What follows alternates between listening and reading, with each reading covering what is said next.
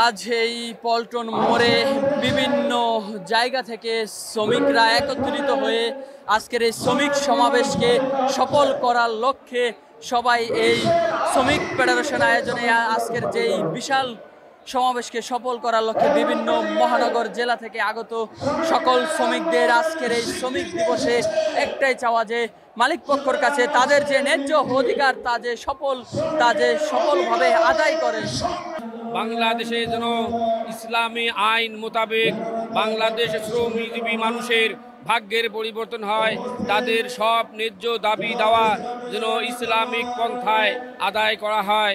আমি বাংলাদেশ সরকারের মাননীয় প্রধান উপদেষ্টাকে অনুরোধ করব, বাংলাদেশে যত ভাই বোন শ্রমিকরা আছেন তাদের ন্যায্য দাবি আদায় করে প্রতিষ্ঠা করার জন্য আমি প্রধান উপদেষ্টাকে বিশেষভাবে অনুরোধ করছি। আল্লাহ হাফেজ। বাংলাদেশ জামাত ইসলামের সংগ্রামী সেক্রেটারি জেনারেল আজকে শ্রমিক দিবসে মালিক পক্ষের কাছে কি চাওয়া আপনাদের? চাওয়া পাওয়া যেন মালিকরা শ্রমিকদের দাবি আদায় করেন। দর্শক, আজ 1 মে আন্তর্জাতিক শ্রমিক দিবস উপলক্ষে শ্রমিক ফেডারেশনের আয়োজনে আজকের এই বিশাল শ্রমিক সমাবেশ আমরা আপনাদের সরাসরি দেখানোর চেষ্টা করছি।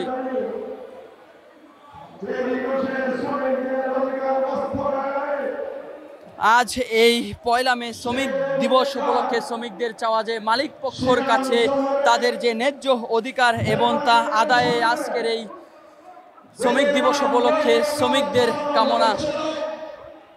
আজ এই পল্টন মোড়ে বিভিন্ন জায়গা থেকে শ্রমিকরা একত্রিত হয়ে আজকের এই শ্রমিক সমাবেশকে সফল করার লক্ষ্যে সবাই এই শ্রমিক ফেডারেশন আয়োজনে আজকের যেই বিশাল সমাবেশকে সফল করার লক্ষ্যে বিভিন্ন মহানগর জেলা থেকে আগত সকল শ্রমিকদের আজকের এই শ্রমিক দিবসে একটাই চাওয়া যে মালিক পক্ষের কাছে তাদের যে ন্যায্য অধিকার তা যে সফলভাবে আদায় করে।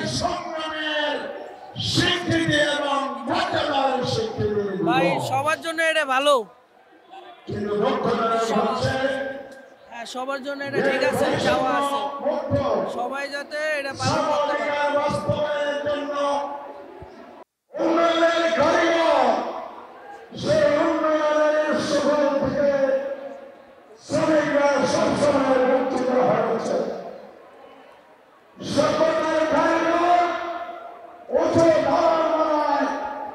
দর্শক, আজ 1 মে আন্তর্জাতিক শ্রমিক দিবস উপলক্ষে